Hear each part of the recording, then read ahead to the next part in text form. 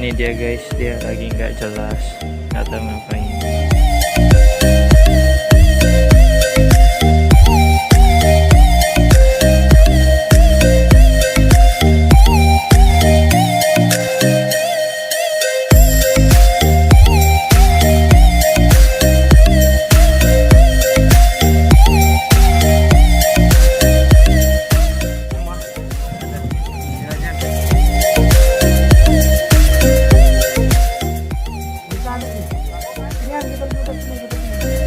Yang menguasai Mesir.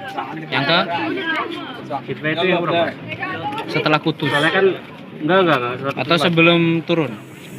Soalnya kan khulafanya Utsmani itu kan dibagi jadi dua. Ada yang keturunan Turki, ada yang keturunan bukan Turki, ada yang Bahri, ada yang Ardi. Lupa aku. Intinya ini kan dibangun di masa dinasti Mamalik. Dinasti Mamalik setelah dinasti Ayyubiyah. Gitu. Jadi ini bukan dibangun untuk melawan Mongol, karena waktu itu kan ketika Abbasiyah di Baghdad jatuh, dikalahkan oleh Mongol. Nah, Mongol ingin menyerang Mesir. Karena mereka berpikiran walaupun Baghdad sudah hancur, tapi tetap kekuatan Muslim berpusat di Mesir, masih ada kekhalifahan. Mereka mau menghancurkan Mesir. Nah, tapi ketika itu si Kutus sama panglimanya Johar Askili itu, Zohir Babras, mereka melawan Mongol di Ain Jalut. Ain Jalut itu ada di Palestina. Dan ketika itu baru pertama kalinya bangsa Mongol kalah. Dan akhirnya mereka langsung pulang. Pulang kampung mereka. Nah, setelah itu Baghdad hancur, kemudian Turki mulailah kesultanan di Turki Utsmani. Nah, Turki Utsmani ingin mengambil kekuasaan dari dinasti Mamalik yang ada di Mesir. Mereka akhirnya menyerang. Kenapa? Karena tadi Laut Mediterania, di seberang Laut Mediterania ini adalah Turki. Jadi mereka mengirim serangan laut. Nah, akhirnya dibangunlah Benteng Kitbai ini sama Sultan tadi. Jadi untuk melawan serangan laut. Nah, tadi kan bentengnya ada 3. Tadi yang paling luar, tembok paling luar, pertahanan pertama. Terus yang ini nih, ini pertahanan kedua. Baru terakhir kalau misalkan masih musuh berhasil masuk ke dalam sini. Nanti kita masuk sini, nanti kita akan lihat di atas ada bolongan nanti. Nah, itu tadi bolongan nanti isinya buat bolongannya langsung. Iya, jadi ya kayak bolongan surga. Film-film action gitulah. Antum lubang surga kan ada tentara kebakar gitu kan. Nah, dalamnya banyak ruangan, Minyak.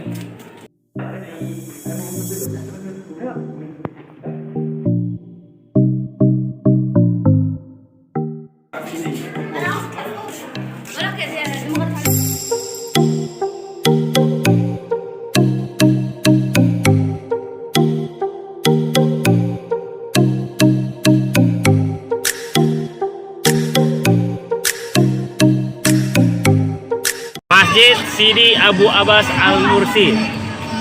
Siapa itu Sidi Abu Abbas Al-Mursi? Bukan, gurunya. Al-Khalifah Al-Ula. Toriko. Di Toriko. Syaziliyah. Syaziliyah. Sedangkan imam Torikonya siapa? Imam Torikonya Syekh Hasan Asyazili. Makam beliau di mana? Makamnya Syekh Hasan Asyazili di Humaisaro, daerah Luxor. Nanti antum bakal ada dengar namanya ziarah Humaisaro. Nah, kalau ziarah Humaisaro biasanya itu ke arah situ, Humaisaro, Luxor. Entah dia nanti ziarah ke makam sahabat, ke makam para aulia, sama ke Sahah, Grand Sheikh dan lain-lain. Itu. Ini Sidi Abu Abbas Al-Mursi. Sedangkan masjidnya sebelah ini Masjid Imam Al-Busiri, Imam Syarafuddin Al-Busiri. Seperti yang kita kenal, Imam Syarafuddin Al-Busiri ini pengarang mualif dari salawat burda. Salawat burda. Sedangkan yang di sebelah sana ada masjid Salah Sayyidin. Bukan yang itu. Ada masjid, itu masjid Syekh Yaqut Al-Arash. Syekh Yaqut Al-Arash. Sekarang kita gabungkan ini semua. Pertama, tadi Sidi Abu Abbas Al-Mursi. Sidi Abu Abbas Al-Mursi adalah pengikut dari Thariqah Asy'ariyah dan beliau menjadi Al-Khalifah Aula. Nah, Sidi Abu Abbas Al-Mursi ini beliau adalah seorang wali. Beliau adalah waliullah sekali ya, oleh solihin yang derajatnya sangat tinggi gitu. Dari kefakihan, dari tawadu beliau dan lain-lain. Nah, Sidi Abu Abbas Al-Mursi ini punya 3 orang murid. Dari sekian banyak murid-murid beliau, hanya 3 murid yang paling dekat dengan beliau. Yang pertama siapa? Ibnu Athaillah.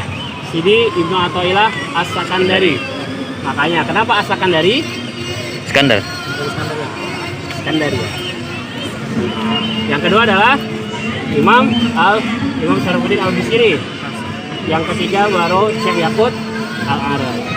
Nah, suatu ketika ini kita belajar tentang memahami tentang sohbatul ustaz.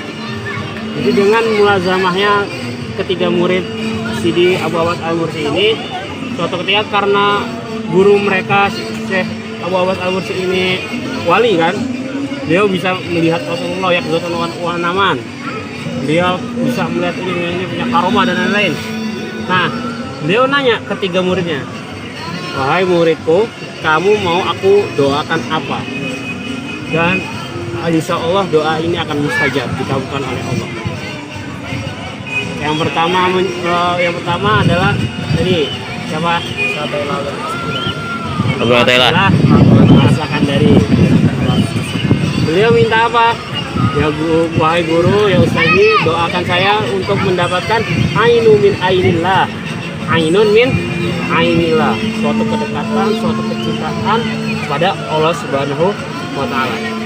Yang kedua, Imam Al-Busiri. Imam Al-Busiri tadi kan yang Ibnu Athaillah udah minta ainun ainillah nih. Udah, aku minta ainun min aini Rasulillah. Sedangkan tadi yang ketiga saya Yaqut Al-Arash. Waduh, yang pertama udah minta ainun ainillah. Kedua ainun Rasulillah. Terus gue dapet apa dong? Dia minta didoakan apa? Ulama. Dekat sama ya. Kok itu udah ceritanya udah Abu Bara, udah tahu dia. Astagfirullah ya. Enggak diam. Alam sok lah. Suruh dia yang lanjutin. Nah, sedangkan yang saya harus minta ainun min ainul ustaz. Dia minta kedekatan, minta keridoan dari gurunya sendiri. Oh. Nah, akhirnya setelah didoakan tadi Sidi Ibnu Athaillah Sakandari memiliki suatu karangan yang sangat spektakuler bernama Al-Hikam. Al-Hikam. Yang mana kitab Al-Hikam ini kalau kita sebagai orang awam yang pelangap-pelangap otaknya cuma ada ketika ujian itu bingung. Ini maksudnya apa gitu loh. Tulisannya kayak gini. Gitu. Karena tadi Al-Hikam itu kan berarti hikmah dari Allah Subhanahu wa taala yang la yudrak bi ainil basar. Tidak bisa kita pandang, tidak bisa kita temukan dengan hanya pandangan manusia. Nah, makanya di situ Ibnu Athaillah Sakandari mempunyai kemampuan untuk mengarang kitab Al-Hikam. Kemudian Sidi Imam Syarafuddin Al-Busiri, dia tadi minta ainun min aini Rasulillah. Maka dengan segala kisah beliau, akhirnya salah satu karangan beliau yang paling fenomenal adalah Sholawat Burda. Yang bahkan walaupun sudah 700 tahun yang lalu sholawat itu dikarang oleh Imam Busiri, sampai sekarang masih selalu dibaca dan selalu tersebar di penjuru dunia. Nah, sedangkan tadi yang ketiga Syekh Yaqut Al-Arash. Syekh Yaqut Al-Arash cuma minta ainun min ainul ustaz. Dia cuma minta keridoan, kecintaan dari gurunya. Nah, akhirnya Syekh Yaqut Al-Arash ini dinikahkan dengan putrinya Sidi Abu Abbas Al-Mursi dan beliau menjadi Al-Khalifah Asani di Thariqah Asy'ariyah. Tapi mereka semua bertiga satu mereka. Ya, satu.